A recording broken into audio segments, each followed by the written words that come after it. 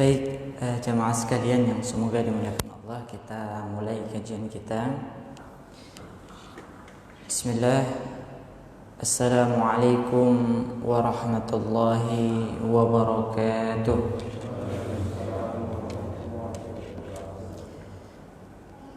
Alhamdulillahilladzi bi ni'matihi tatimmus shalihat.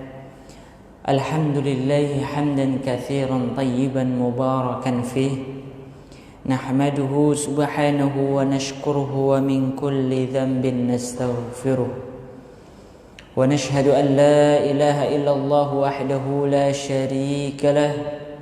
Wa nashhadu anna Muhammadan abduhu wa rasuluh. Subhanaka la ilma lana illa ma 'allamtana innaka antal alimul hakim. Allahumma anfa'na bima 'allamtana wa 'allimna ma yanfa'una wa zidna 'ilman tanfa'una bihi ya rabbal alamin. Bapak Ibu sekalian, jamaah salat subuh Masjid Al-Husna yang semoga dimuliakan Allah Subhanahu wa taala.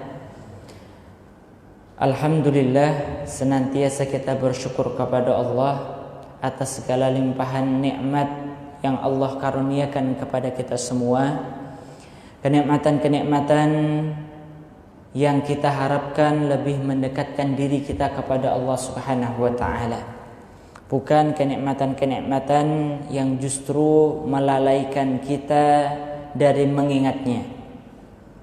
Dan semoga kenikmatan-kenikmatan yang kita dapatkan, yang kita rasakan kelak di yaumil akhir nanti kita bisa mempertanggungjawabkannya dengan ringan. Karena setiap tetesan nikmat yang Allah karuniakan kepada kita semua, mulai dari kenikmatan yang paling kecil hingga paling besar, kenikmatan yang kita sadari maupun tidak, itu kelak di yaumil akhir nanti akan dimintai pertanggungjawabannya oleh Allah Subhanahu wa taala. Maka semakin banyak seseorang mendapatkan nikmat dari Allah, maka semakin besar juga tanggung jawabannya nanti ketika di akhirat. Ya. Maka jangan sampai dari sini kita faham ketika Allah Subhanahu wa taala memberikan kekurangan ataupun tidak memberikan satu nikmat yang Allah berikan kepada orang lain, itu jangan sampai kita artikan bahwasannya Allah ingin menghinakan kita dan memuliakan yang lainnya. Tidak ya. Orang yang Allah berikan kelebihan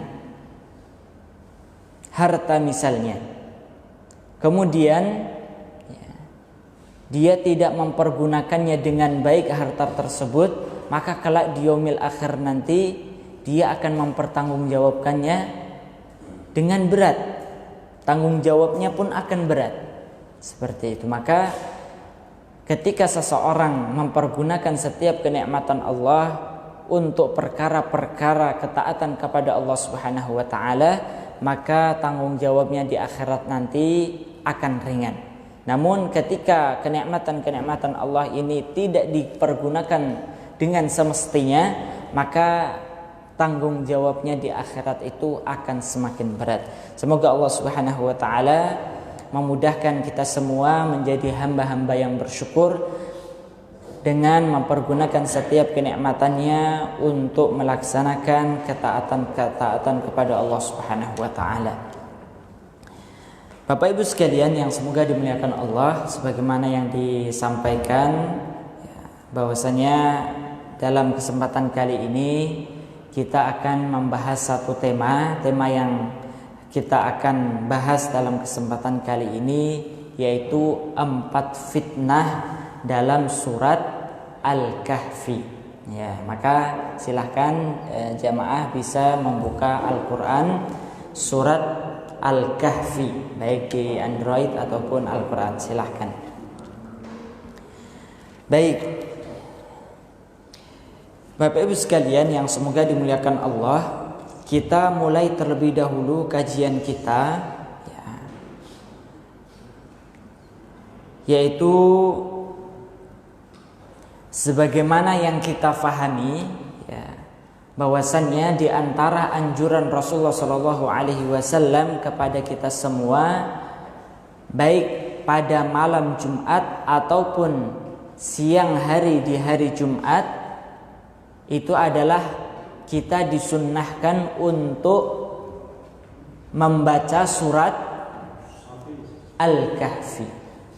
Sebagaimana sabda Rasulullah Sallallahu Alaihi Wasallam di dalam riwayat Ad-Darimi dan lainnya, Rasulullah Sallallahu Alaihi Wasallam bersabda, "Man qara'a surat al-kahfi lailatal jumu'ati adha'a lahu minan nuri fima bainahu wa bainal baitil atiqi."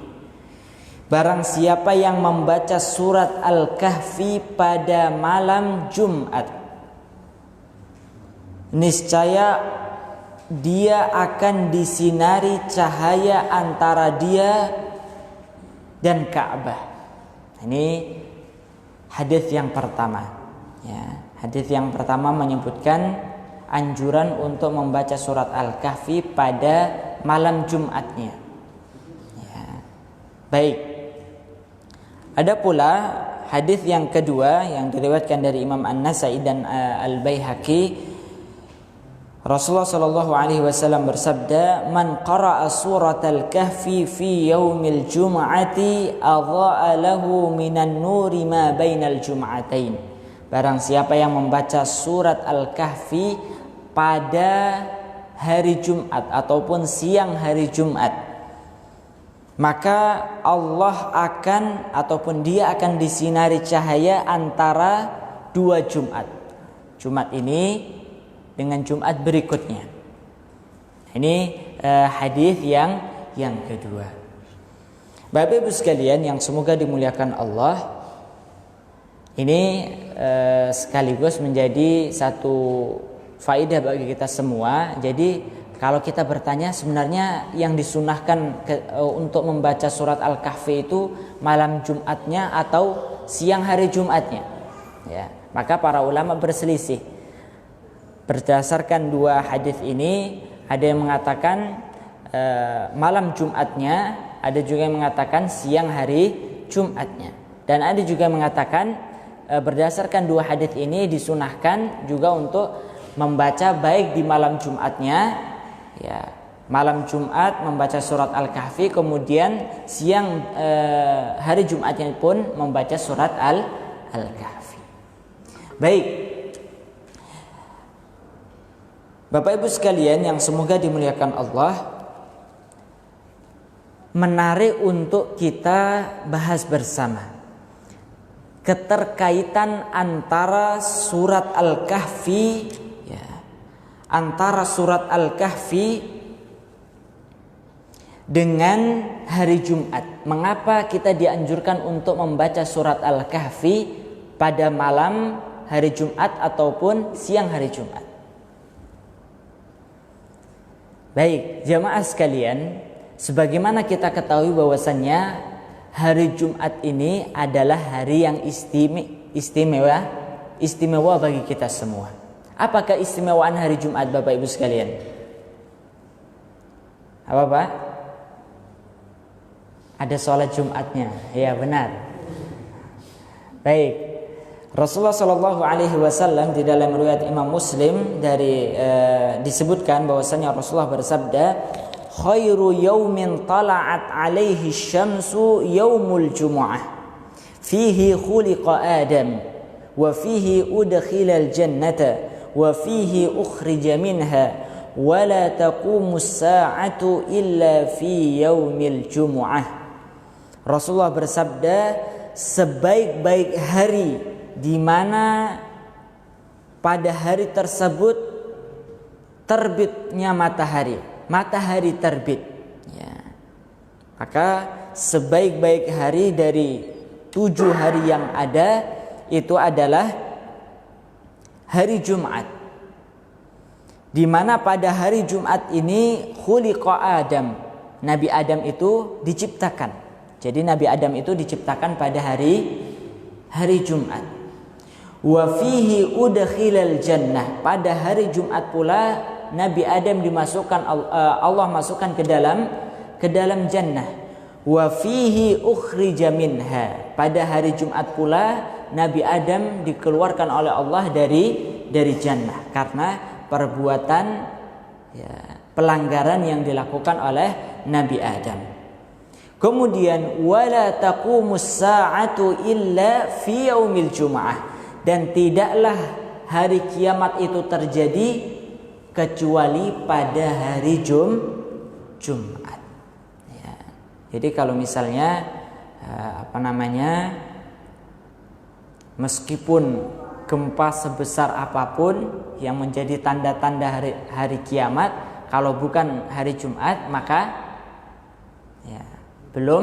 belum hari kiamat, belum terjadi hari kiamat. Karena hari kiamat sebagaimana yang disabdakan oleh Rasulullah itu tidak akan terjadi kecuali pada hari Jumat. Adapun tahun berapa, bulan apa, nah itu kita tidak tahu. Ya, cuma yang dikabarkan oleh Rasulullah hari kiamat terjadi pada hari Jumat. Maka jangan sampai kita meramal, wah nanti hari kiamat itu akan terjadi pada tahun sekian, 2020 misalnya, bulan ini, tanggal ini, nggak boleh. Karena apa? Rasulullah tidak pernah, karena hari Jumat merupakan perkara yang gaib yang kita tidak boleh menerka-nerkanya. Baik, Bapak Ibu sekalian yang semoga dimuliakan Allah, inilah keistimewaan hari Jumat, di mana hari Jumat ini sangat terkait dengan peristiwa hari kiamat, ataupun sangat dekat dengan peristiwa yang mengiringi terjadinya hari kiamat, ataupun fitnah-fitnah, cobaan-cobaan yang mengiringi ataupun yang terjadi sebelum datangnya hari kiamat.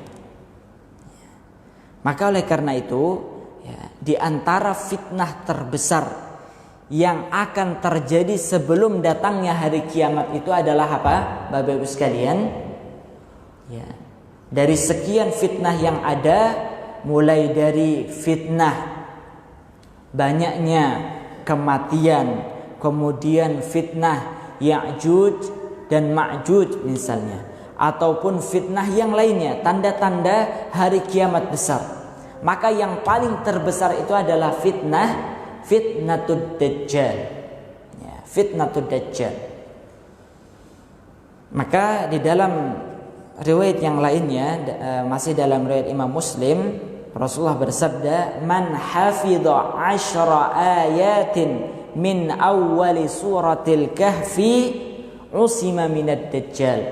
Barang siapa yang menghafal 10 ayat pertama dari surat Al-Kahfi, maka dia akan diselamatkan oleh Allah dari fitnah Dajjal.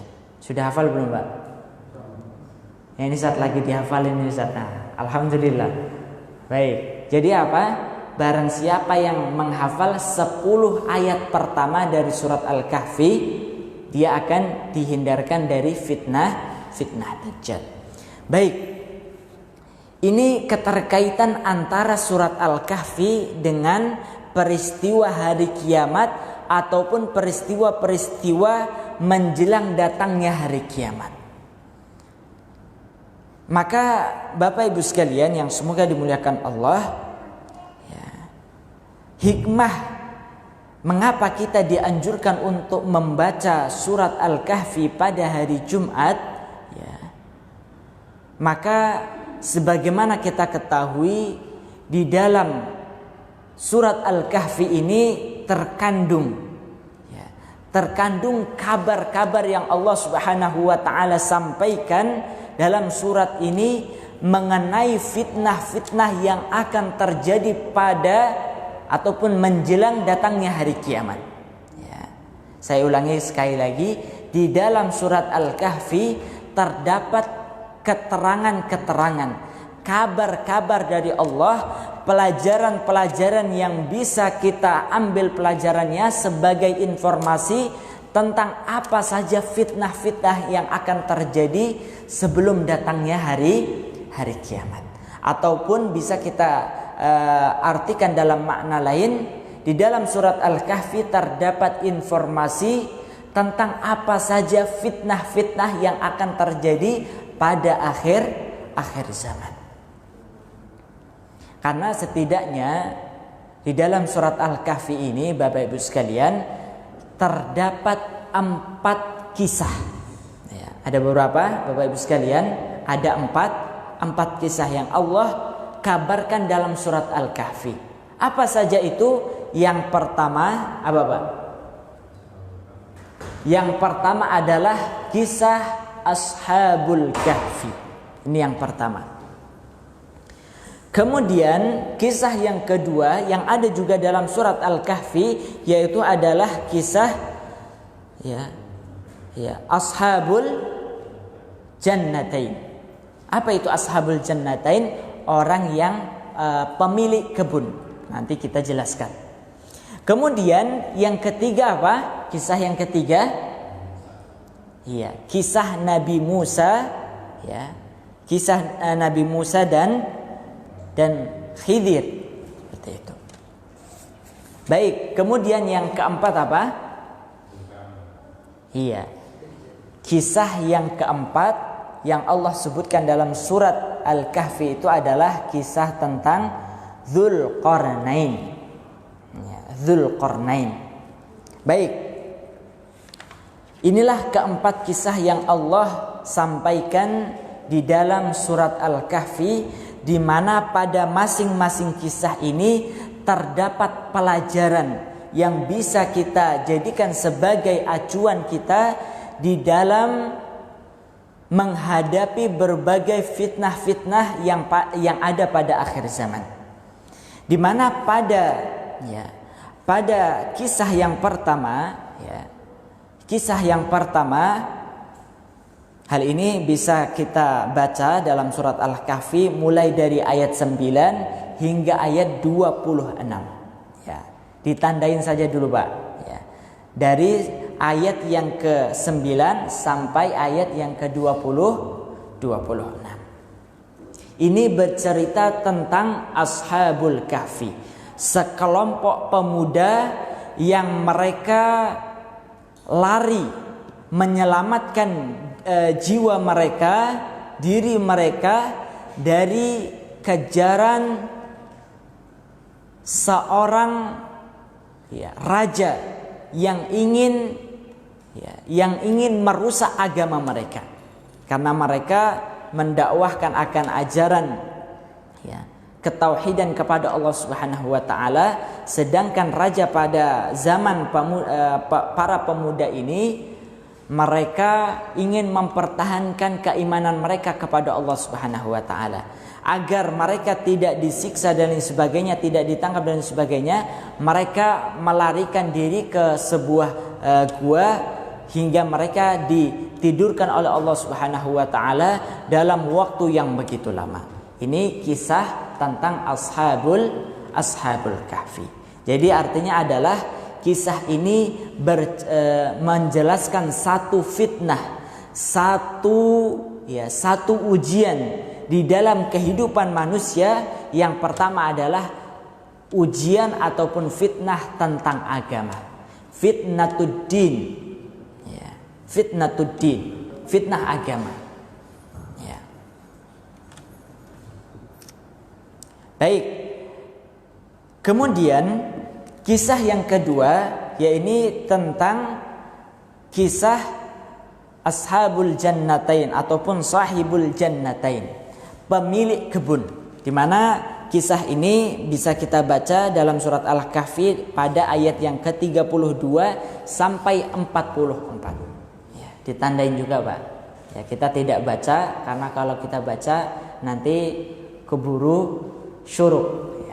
Ditandain saja dulu, silahkan nanti di rumah masing-masing dibaca. Kisah tentang pemilik kebun ini Allah sebutkan dalam ayat yang ke-32 sampai 44. Apa singkat cerita ini? cerita ini kisah ini tentang orang, ya, dua orang yang memiliki kebun, yang mana mereka ketika ingin, ya, berbangga-bangga dengan, ya, karena sudah punya kebun yang begitu luas, ya, misalnya kebun apa Pak? Sawit misalnya, ataupun kebun, ya, singkong misalnya, ya, dan yang lainnya. Karena merasa bangga terhadap apa yang dia miliki, kemudian sudah tiba waktunya ingin dipanen, waktu panen, ya, kemudian sahabatnya yang satunya ini, ya, biasanya ketika ingin memanen di waktu siang, ya, ada orang-orang yang datang kepada mereka untuk meminta sebagian hasil panenannya kepada mereka, ya. Namun karena tidak ingin diminta oleh fakir miskin, maka pada akhirnya mereka berniat untuk memanennya di waktu malam, ya. Maka ataupun di waktu subuh. Maka sebelum datangnya waktu subuh, maka Allah Subhanahu wa taala menghanguskan, dibakar, dihilangkan oleh Allah Subhanahu wa taala kebun yang sebentar lagi akan dipanen. Nah, ini menjadi satu pelajaran kepada kita semua, bahwasannya di dalam kisah ini terdapat pelajaran tentang satu ujian di dalam kehidupan kita, yaitu tentang apa Pak? Fitnatul mal, ujian harta. Ujian harta. Kalau yang kisah Ashabul Kahfi itu ujian tentang agama, maka kisah tentang pemilik kebun ini, dua kebun ini, berbicara tentang fitnatul mal, ujian harta. Ini pasti ada juga dalam kehidupan setiap hamba. Kemudian yang ketiga, Bapak Ibu sekalian, kisah tentang Nabi Musa dan Khidir. Kisah ini bisa kita lihat pada ayat yang ke-62 hingga 80. Ya, 62 hingga 80. Apa kisah tentang pertemuan Nabi Musa dan Khidir ini? Ya, yaitu perjalanan Nabi Musa untuk mencari ilmu. Ya, untuk mencari ilmu. Kepada menimba ilmu, belajar ilmu kepada Khidir, di mana Khidir ini disebutkan adalah menurut kesepakatan para ulama, ya, ataupun pendapat yang terkuat, Khidir ini bukanlah seorang nabi, namun orang saleh yang Allah Subhanahu wa taala karuniakan ilmu yang lebih daripada Nabi Musa. Ya, padahal Nabi Musa itu adalah, pada masa itu beliau adalah sebagai seorang nabi. Ya. Suatu ketika, ya, Nabi Musa ditanya oleh kaumnya, "Man a'lamu fi hadhil ard?" Siapakah manusia yang paling berilmu di muka bumi ini? Tentunya pada zaman beliau. Karena Nabi Musa, ya, kedudukan beliau adalah sebagai Nabi Allah Subhanahu wa taala, maka wajar beliau untuk menjawab, "Ana, saya." Maka Allah Subhanahu wa taala ingin memberikan pelajaran kepada Nabi Musa, bahwasannya selain beliau terdapat orang yang lebih alim, yang lebih berilmu dari beliau. Maka Allah perintahkan Nabi Musa untuk melakukan perjalanan talabul ilmi, mencari ilmu, menemui Khidir. Nah, dalam kisah ini terdapat pelajaran tentang fitnatul ilmi, yaitu fitnah ilmu. Ternyata ilmu ini di dalam kehidupan kita juga menjadi sebuah ujian. Bagaimana sikap kita terhadap ilmu? Ini menjadi ujian juga tersendiri. Baik, ini kisah yang ketiga. Adapun kisah yang keempat, Bapak Ibu sekalian yang semoga dimuliakan Allah, kisah tentang Dzulqarnain. Di mana kisah ini bisa kita baca dari ayat yang ke-83 hingga 98. Ya. Kisah tentang Dzulqarnain ini bisa kita baca pada ayat yang ke-83 hingga 98. Di mana ringkas ya ataupun pelajaran daripada kisah Dzulqarnain ini adalah hamba Allah Subhanahu wa taala yang Allah berikan kekuasaan. Kekuasaan yang dimiliki oleh Dzulqarnain ini membentang begitu luas. Ya, membentang begitu luas. Dan Dzulqarnain bisa melaksanakan satu amanah Allah Subhanahu wa taala berupa kepemimpinan ini dengan amanah. Ya. Dzulqarnain Allah berikan kekuasaan dan dengan kekuasaan itu dijalankan sesuai dengan perintah Allah Subhanahu wa taala.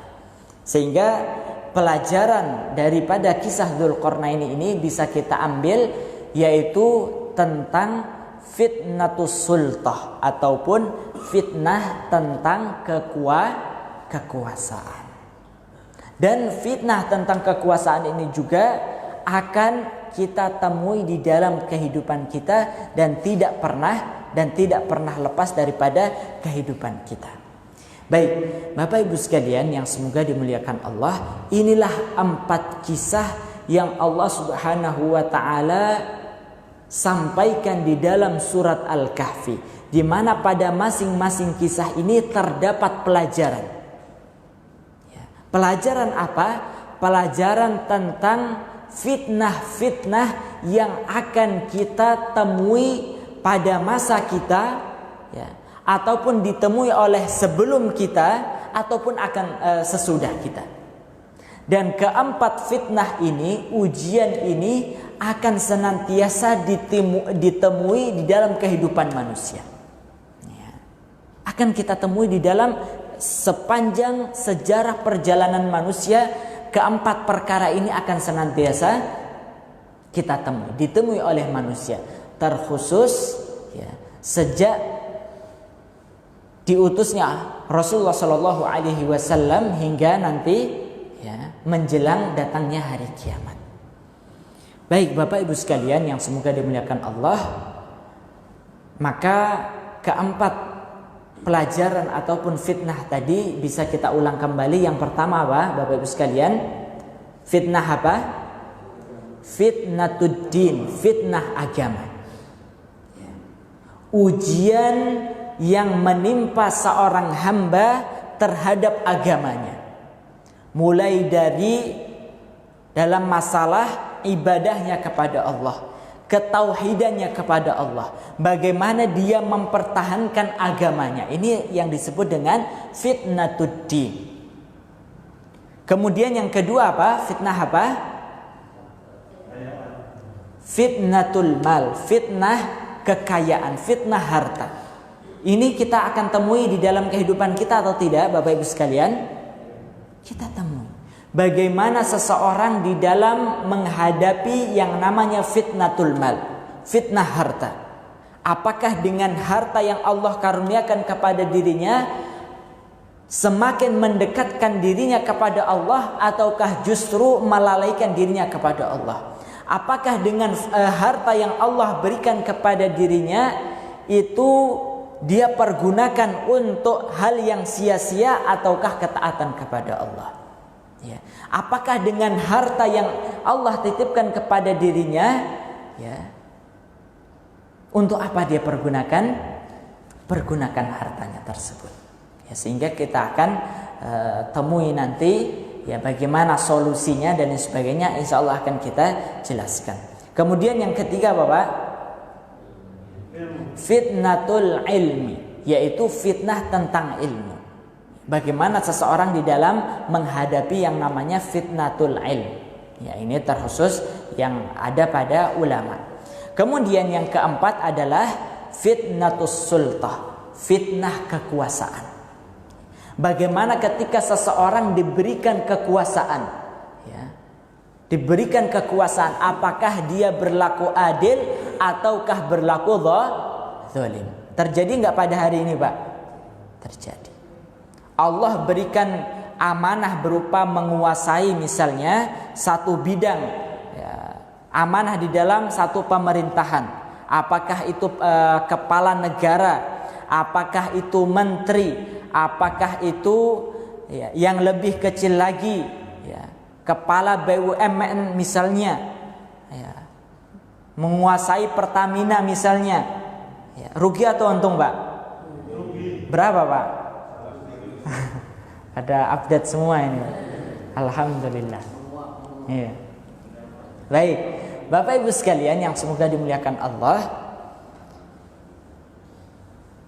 ini 4 fitnah ini yang coba kita sedikit jelaskan, ya, maknanya beserta solusinya. Karena di dalam surat ini ketika Allah menjelaskan tentang keempat fitnah ini, Allah tidak hanya sekedar menjelaskan masalahnya, melainkan Allah akan berikan solusinya.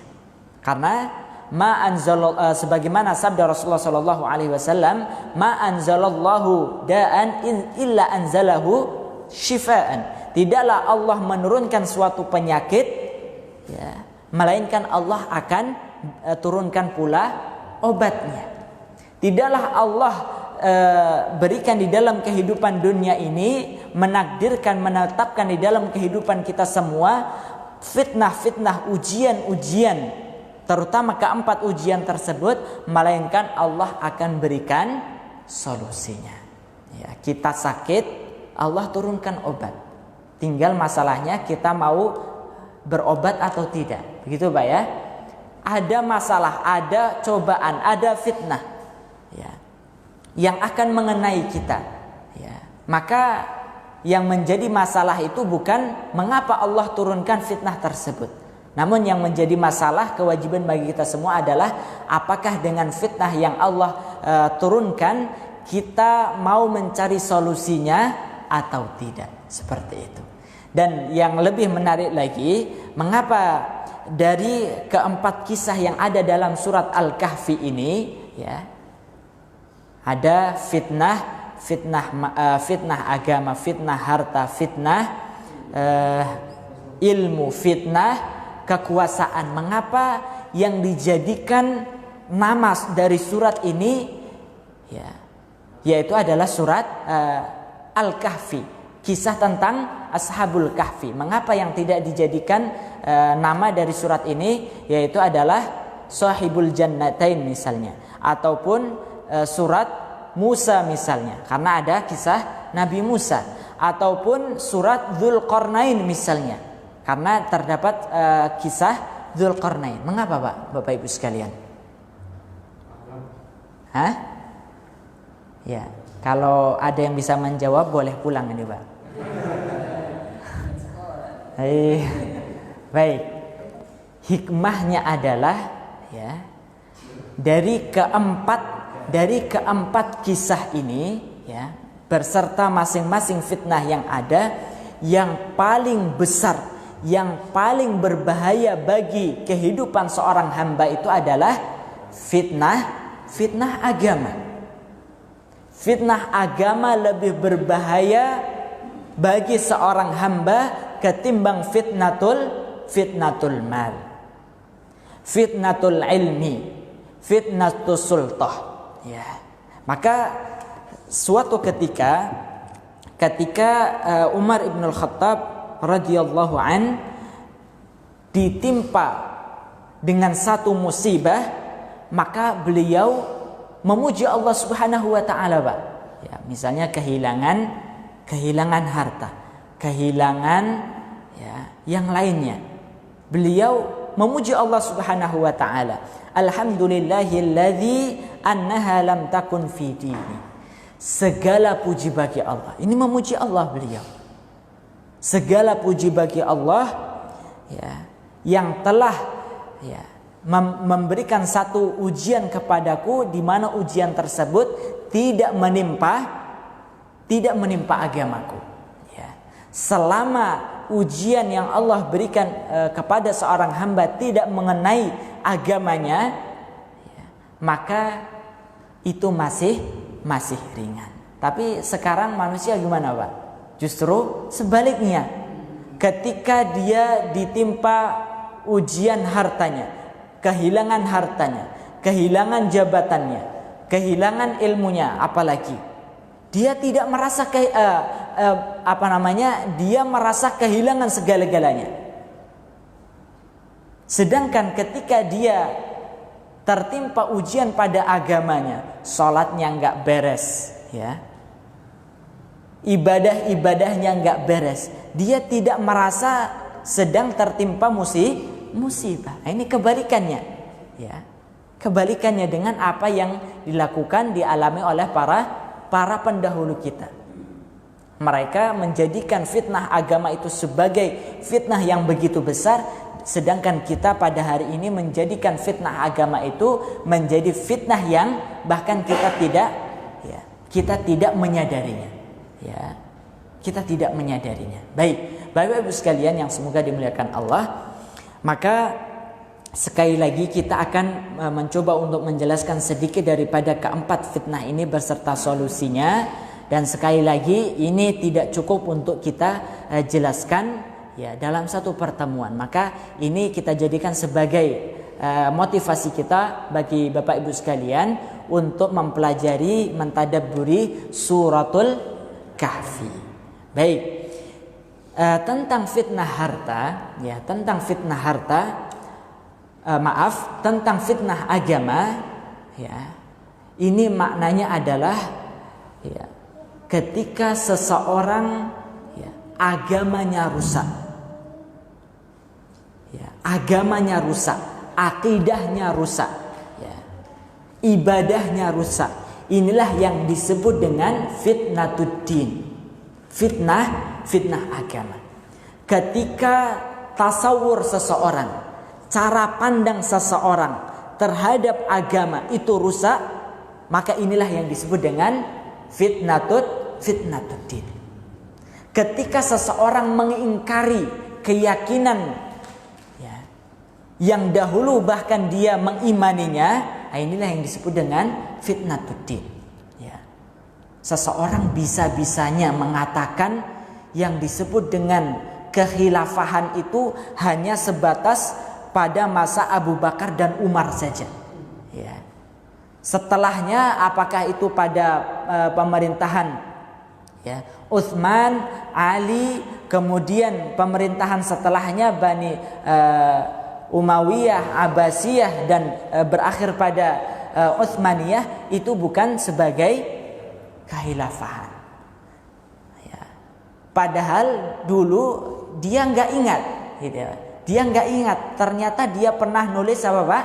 Bukunya yang menjelaskan tentang ilmunya yang dulu. Nah, ini karena dia ditimpa oleh fitnatuddin. Ya, karena satu dan lain hal, tawaran-tawaran dan lain sebagainya, sehingga memalingkan dirinya dari pemahaman yang benar. Dan masih banyak yang lainnya. Ini contoh-contoh orang-orang yang real terjadi pada hari ini, pada zaman ini, di mana banyak orang yang menggadaikan agamanya untuk mendapatkan, ya, sekeping daripada keuntungan dunia. Ya, jangan sampai kita menggadaikan agama kita, menjual agama kita hanya untuk mendapatkan sekeping daripada keuntungan dunia. Wal'iyadzubillah. Maka oleh karena itu, ya, sebagaimana kisah daripada Ashabul Kahfi ini, mereka berupaya untuk menjaga agamanya agar tidak difitnah oleh seorang raja pada masanya itu. Mereka harus menyelamatkan agama mereka masuk ke dalam suatu gua, hingga pada akhirnya Allah menyelamatkan mereka dengan menidurkan mereka. Seperti itu, ya. Maka jangan sampai kita ngambil kesimpulan dari kisah ini, Wah, kalau seperti itu saya harus banyak-banyak tidur, bukan seperti itu, Pak. Ya, bukan seperti itu. Baik. Maka dari fitnah ini Allah ingin memberikan solusi yang bisa kita perhatikan bersama-sama. Apa itu, Pak? Solusi dari agar kita selamat daripada fitnatuddin ataupun fitnah agama, itu bisa kita baca dalam surat Al-Kahfi ayat 28. Ya, Allah Subhanahu wa taala berfirman, "Wasbir nafsaka ma'al ladzina yad'una rabbahum bil ghadati wal 'ashyi yuriduna wajhah." Wala ta'du 'ainaka 'anhum turidu zinatal hayatid dunya wala tuti' man aghfalna qalbahu an dzikrina wattaba'a hawah wa kana amruhu furuta. Ya. Apa, Pak, solusi yang Allah sebutkan dalam ayat ini yang menjadi solusi daripada fitnatuddin ataupun fitnah agama? Yang pertama adalah hendaknya kita berusaha untuk bersama-sama orang-orang yang beriman, orang-orang yang saleh. Cara terbaik kita untuk menjaga agama kita ini tetap benar, tetap lurus, ya, tetap istiqamah, maka hendaknya kita bersama orang-orang yang saleh, bersama para ulama, bersama teman-teman yang saleh. Inilah yang akan menyelamatkan agama kita.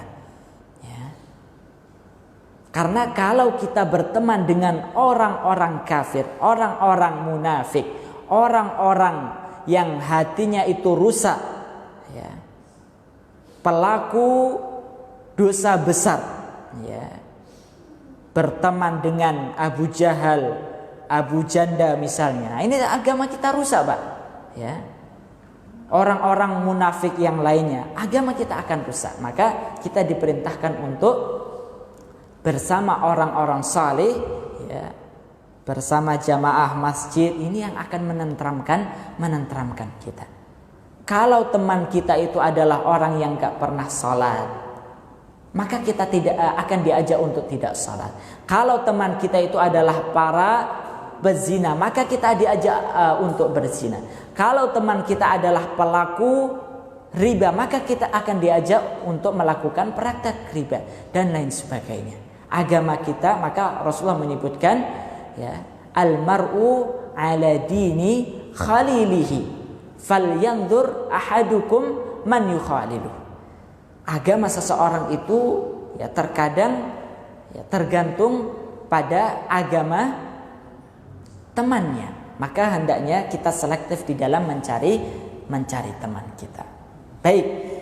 Kemudian solusi selanjutnya, selain kita berteman dengan orang-orang yang saleh, bersahabat dengan orang-orang yang saleh, maka kita juga harus merenungi akibat apa yang terjadi pada orang-orang kafir.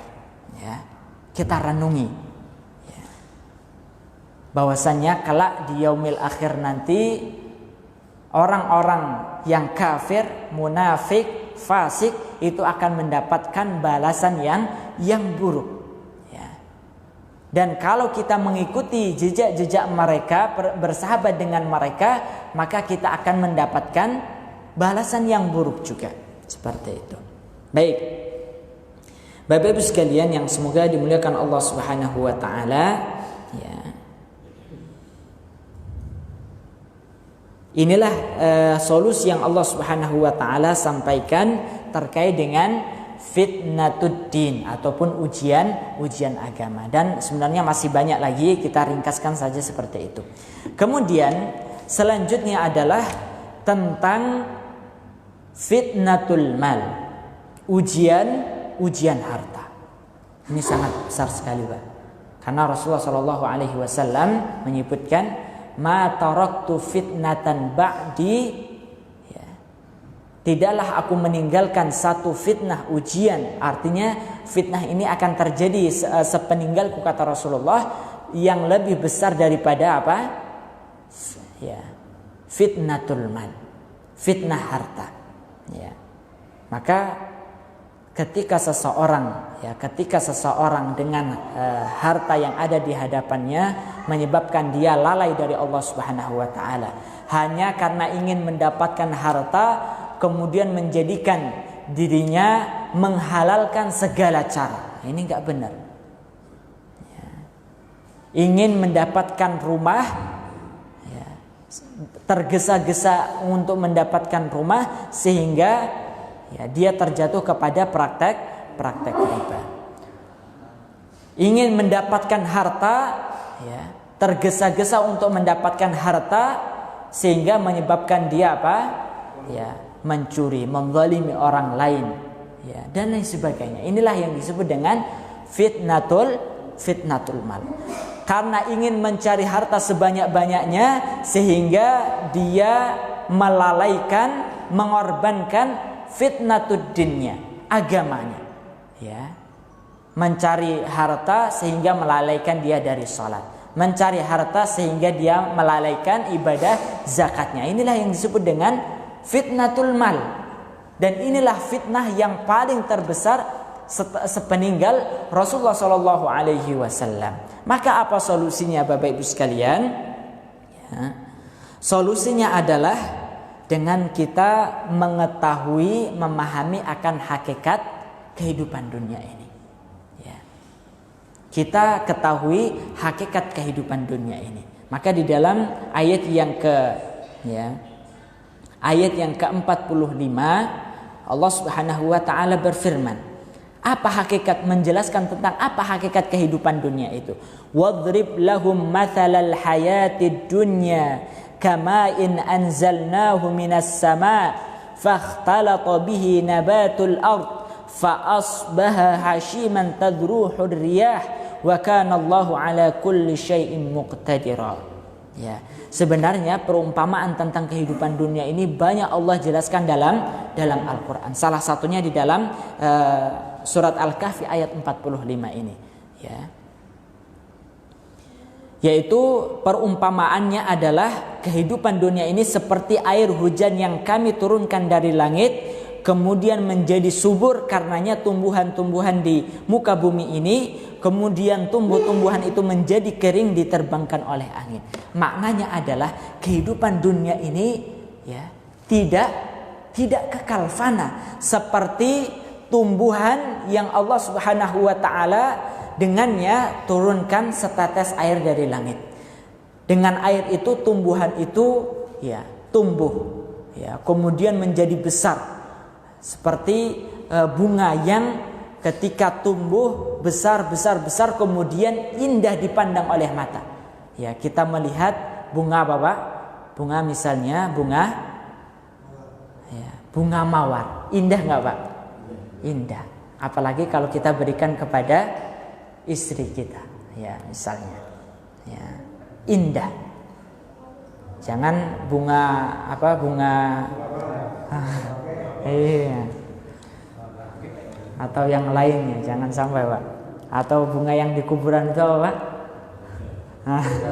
Baik. Ya. Indah, Pak. Tapi tumbuhan tersebut tidak bertahan lama. Kering hingga pada akhirnya mati. Begitu pula dengan kehidupan dunia kita. Apa yang kita miliki itu tidak kekal. Ada nggak yang kekal, Pak? Mulai dari kita dapatkan sampai kita mati nanti terus bersama kita, nggak bisa, nggak ada. Ya, sebanyak apapun yang kita miliki itu pasti pada akhirnya kita akan tinggalkan. Ya, pasti akan kita tinggalkan. Ya, maka di dalam ayat yang lainnya, ayat selanjutnya Allah berfirman, al-malu wal banuna zinatul hayatid dunya wal baqiyatus salihatu khairun 'inda rabbika thawaban wa khairun amala. Ya. Harta anak kita ini hanyalah perhiasan dunia. Artinya jangan sampai menipu kita. Selanjutnya Allah sebutkan, ya, wal baqiyatus salihatu khairun 'inda rabbika thawaban wa khairun amala. Maka ketika kita ingin mendapatkan faidah daripada harta kita ini, selamat daripada fitnah harta kita ini, maka hendaknya kita sisahkan, Ya, wal baqiyatus shalihat, ya. Amalan-amalan yang kekal, ya, dari harta kita itu adalah dengan kita menginfakkannya. Ya. Apa yang kita makan akan, ya, hilang begitu saja, jadi kotoran. Pakaian yang kita pakai akan menjadi lusuh. Kendaraan yang kita gunakan akan, ya, akan jadi barang second, gitu Pak ya, rongsokan. Ya. Namun ketika kita sisihkan sebagian daripada harta kita, inilah yang akan menyelamatkan kita dari fitnatul mal. Kita tidak akan berbangga-bangga dengan, ya, dengan harta kita. Ketika kita faham terhadap hakikat kehidupan dunia, kita tidak akan berbangga-bangga dengan harta kita, seperti itu. Kemudian kita persingkat, selanjutnya adalah fitnah yang ketiga, fitnatul ilmi. Nah, ini yang sangat berbahaya sekali. Sebagaimana kisah Nabi Musa, ya, beliau meskipun posisinya adalah sebagai seorang nabi, ya, manusia yang Allah muliakan dengan wahyu, namun tidak menjadikan beliau menjadi seorang yang sombong, ya. Ketika Allah perintahkan beliau untuk menuntut ilmu kepada seseorang yang bukan nabi, maka beliau tetap melaksanakan perintah tersebut. Ya Allah, saya kan seorang nabi, kok saya menuntut kepada orang lain, mencari ilmu kepada orang lain? Ya Allah, saya kan seorang ulama, kenapa saya harus belajar kepada orang yang kedudukannya di bawah dari saya? Ini sangat berbahaya sekali. Kalau seorang ulama itu sudah terfitnah oleh ilmunya, dia sudah merasa sombong, tidak mau belajar lagi, ini pertanda dia telah terfitnah oleh ilmunya. Ya. Kalau seseorang tidak mau mengamalkan ilmunya, maka sungguh dia telah terfitnah oleh ilmu. Ilmunya kalau dia ditanya hukumnya ini apa, halal haram, tahu semuanya Pak. Tapi ketika dia diperintahkan untuk mengerjakannya, ya dia tidak siap. Nah, ini fitnatul ilmi. Faham terhadap apa ya kebenaran, apa itu kebatilan, mana orang yang benar, mana orang yang salah, mana perkara yang benar, mana perkara yang salah. Dia faham, jelas. Tapi ketika diperintahkan untuk mengikutinya, menjalankannya, dia tidak siap. Nah, ini fitnatul ilmi. Baik, maka oleh karena itu, ya, sebagai solusi yang bisa kita ambil, yaitu adalah hendaknya kita menjaga ketawadhuan kita, ya, menjaga ketawadhuan kita. Jangan sampai dengan ilmu yang kita miliki, ya, kita merasa bangga, ya, kita merasa cukup. Kalau seseorang sudah merasa cukup terhadap ilmunya, maka menunjukkan dia adalah orang yang jahil, ya. Wa fawqa kulli dzi ilmin alim. Di atas di atas orang yang berilmu itu pasti ada yang lebih berilmu lagi. Di atas langit ada satelit. Iya. Ada langit seperti itu. Baik. Jadi menjaga ketawadhuan kita ini akan menghindarkan kita dari fitnatul ilmi, seperti itu. Kemudian Bapak Ibu sekalian, selanjutnya adalah fitnah yang keempat, yaitu fitnatus sultah, yaitu fitnah kekuasaan. Kekuasaan ini adalah amanah dari Allah Subhanahu wa taala, ya. Amanah dari Allah yang akan dipertanggungjawabkan kelak di akhirat. Mengapa orang saat ini berbondong-bondong untuk, ya, menjadi pemimpin? Padahal zaman dahulu orang ditawari kepemimpinan itu menolak-nolak. Karena apa, Pak? Karena ada anggaran. Karena ada proyek dan lain sebagainya. Karena ada kepentingan dunia. Betul nggak, Pak? Ya. Coba kalau misalnya para pejabat, para pemerintah daerah itu nggak ada duitnya. Ada nggak yang mau berbondong-bondong, Pak? Ya. Kalaupun ada, itu yang murni ingin, ya, memberikan maslahat kepada masyarakat.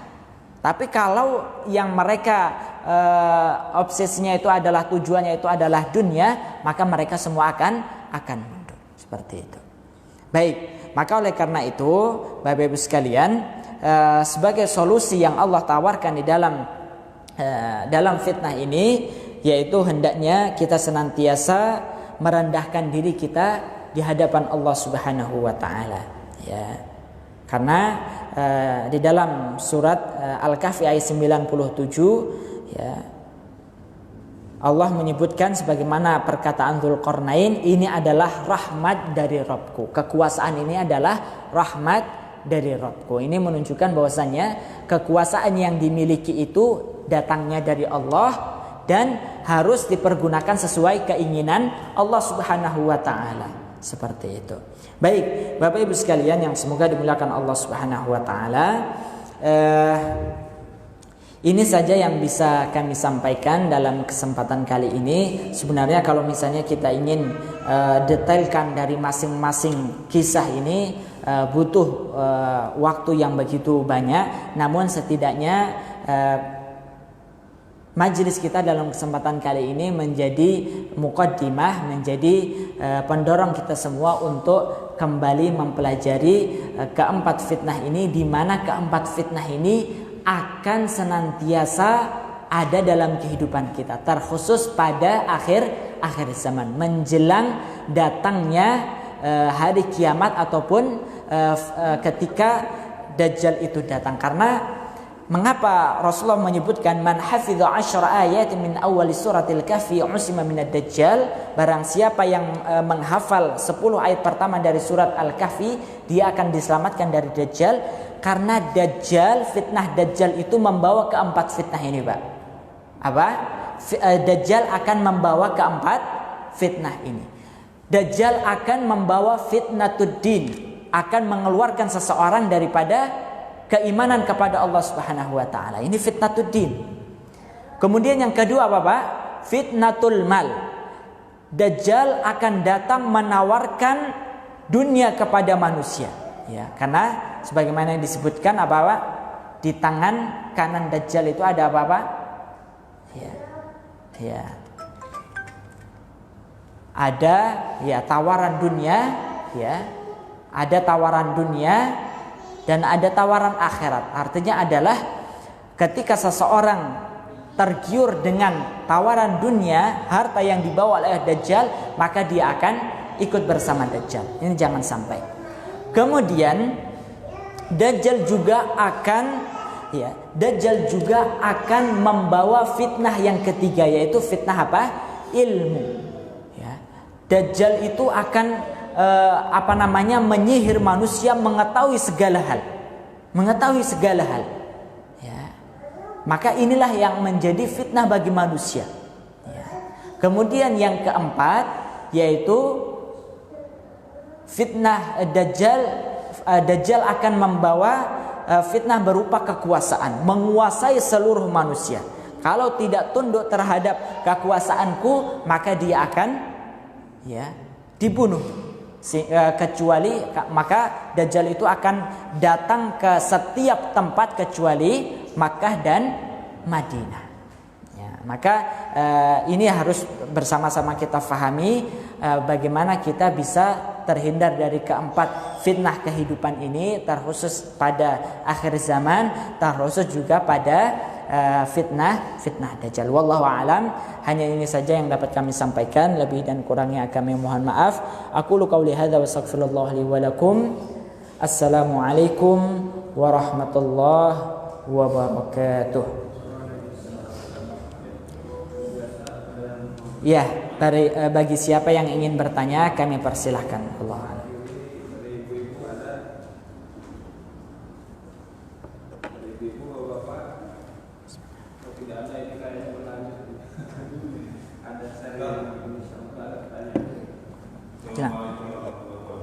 Waalaikumsalam.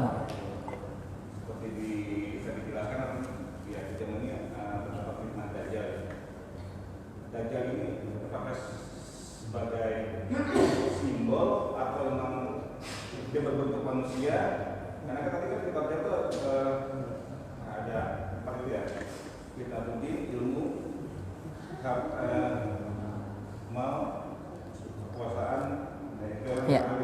Itu apakah sebagai simbol itu atau memang dia berbentuk sebagai manusia? Ya. Baik, ini sangat penting dalam pembahasan fitnatud dajjal ataupun dajjal itu sendiri. Para ulama bersepakat bahwasannya dajjal itu adalah ya, makhluk di antara makhluk-makhluk ciptaan Allah Subhanahu wa taala, ya.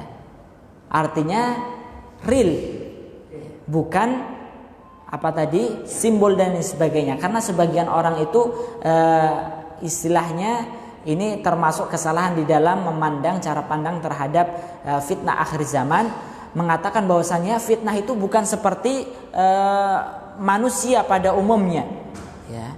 Namun itu adalah sebagai simbol saja. Ini enggak benar. Dajjal sebagaimana kesepakatan para ulama adalah makhluk di antara makhluk-makhluk Allah Subhanahu wa taala yang Allah berikan kelebihan, ya, untuk sebagai fitnah bagi manusia. Ya, itu yang harus kita jadikan catatan.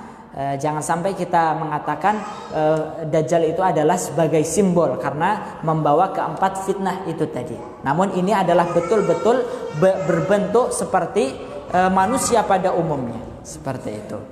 Dan begitu pula Bapak Ibu sekalian, ternyata ya fitnatud Dajjal ini,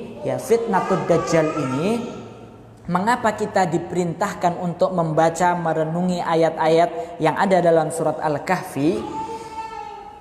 Hal ini menunjukkan bahwasannya sebelum Dajjal itu datang, ya, wujudnya dilihat oleh manusia, maka fitnah Dajjal itu sudah terlebih dahulu datang sebelum kedatangannya.